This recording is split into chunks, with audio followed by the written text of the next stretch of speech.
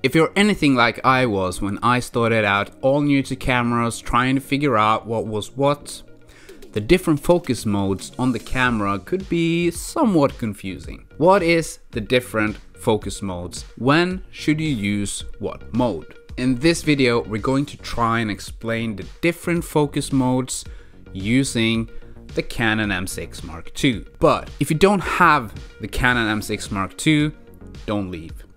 The focus modes are similar on most cameras, especially on Canon cameras. So you might find this video interesting nonetheless. Coming up.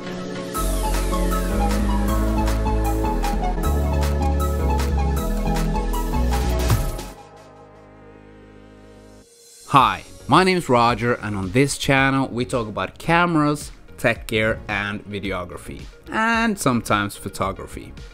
And I would appreciate the early thumbs up because it looks like that's what triggers the YouTube algorithm nowadays. Focus on a camera is divided into two different categories. 1. Manual focus, and 2. Autofocus. Most lenses have a switch that lets you change between autofocus and manual focus. But if you're using a lens that don't have that switch, on the back of the Canon M6 Mark II, you can change between autofocus and manual focus simply by switching the back switch. When using a lens with the switch on the lens is superior to the back switch on the camera. Even if the camera is set to manual focus, if the switch on the lens is on autofocus, the camera will be in autofocus mode. Other cameras also have this option, so just play around with whatever camera you have and I'm sure you'll figure out how to switch between manual focus and autofocus. Now that we know how to switch between manual focus and autofocus, let's start out with autofocus. With the Canon M6 Mark II, you have several different ways to switch between the different autofocus modes. One way, and this is the way that is most similar no matter if you're in the video mode or manual photo mode, and this is through the quick menu on the back of the screen. When you look at the back of the screen, press the Q on the top right corner. On the left corner, you have this square that says AF and then some kind of sign next to it. If you highlight this square, you now see 4 different autofocus modes that you can change between. Just highlight the one that you want to use and then press the Go Back button. And by the way, if you like this video by now and you find it interesting, a sub would be highly appreciated. There are other ways to change between the different autofocus modes in the menu, but the menu changes all depending on what kind of mode you have the top dial in. So for this video, we're going to use the quick menu on the back screen. Let's start with the autofocus mode that most of us probably is using most of the time, and that is face detect plus tracking. This autofocus mode does what the name says. It detects a face and then tracks it. But it also can detect objects and track them too. You can also enable eye detection autofocus, and now the camera will, in addition to focus and track a face, it will also focus and track an eye. This is a very useful autofocus mode, as you don't need to think that much about focusing, as most of the time the camera does a good job. If it recognizes my eye, that's what it will have in focus. But if it loses the eye, it goes back to focusing on the face. But it is not perfect.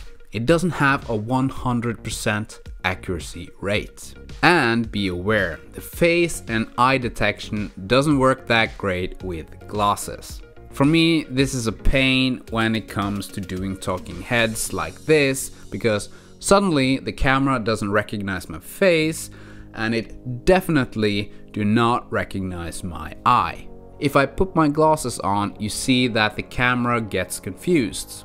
It's like, oh no, where did the face go? And where did the eye go? I guess this is the reason that Superman can hide his identity just by using glasses. So, because I use glasses and the face and eye autofocus has trouble with glasses, for situations like this talking headshot where I'm almost in the same place, the next autofocus mode might be a better choice. And that's what I usually use. And the next autofocus mode is one-point autofocus, also known as single-point autofocus, or also known as AFS, autofocus single on other brands. As the name says, this is one single point of focus. You can see the square on the screen, and whatever the square covers will be in focus. Spot autofocus is the same as one-point autofocus, only it's a smaller square with a smaller autofocus point area, and you're able to focus on a smaller part of the image. Then you have zone autofocus. This allows you to focus not on a specific point, but rather on a specific area. Whatever is in this zone, the camera will have its focus upon. For all these three autofocus modes, you can move the focus point around by touching the screen on where you want the focus to be, or you can just press and drag your finger and the focus point will follow. If you want to center the autofocus point to the middle of the screen, you can just press and hold this button. There is one difference between video and photography that you need to know about. For video, the camera knows that there might be some movement, so it will, at the best of its ability, track the face as long as you are in the face detect plus tracking autofocus mode. But for photography, it's a little bit different. If you go from video mode over to manual mode, you have another setting in the menu: autofocus one shot and autofocus servo. And you don't have this setting in the video mode. Basically, the difference is that with AF one shot, if you get something in focus by half pressing the shutter button, you get a green square around what's in focus. But then, if you want to change the composition just slightly, the focus point don't follow. It stays where it's locked on. So AF one shot is for focusing on a single point that doesn't move. The camera doesn't track that point if it moves or you move the frame.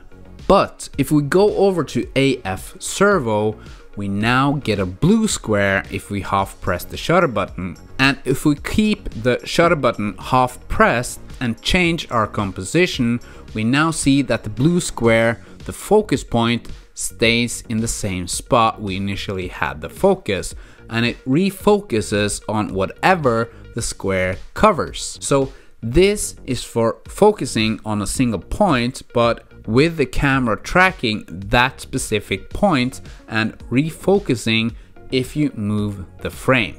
So that's the autofocus modes.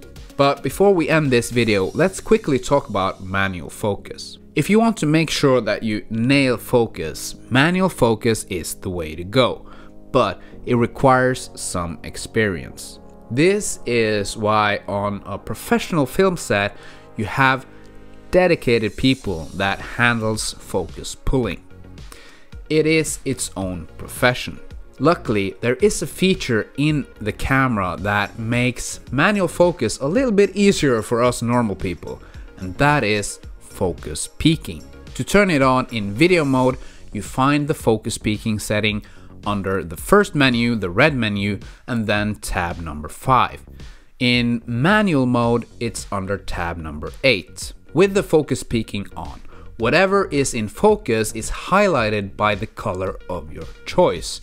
And in the settings, you can choose between yellow and blue and red.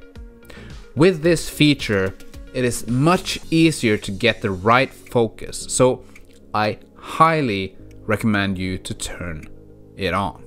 So that's the video for this week. Give it a thumbs up if you liked it, and feel free to subscribe if you want to see more videos like this. Comment in the comment section if you just want to say hi or if you have a question, and yeah, maybe I will see you in another video. Bye.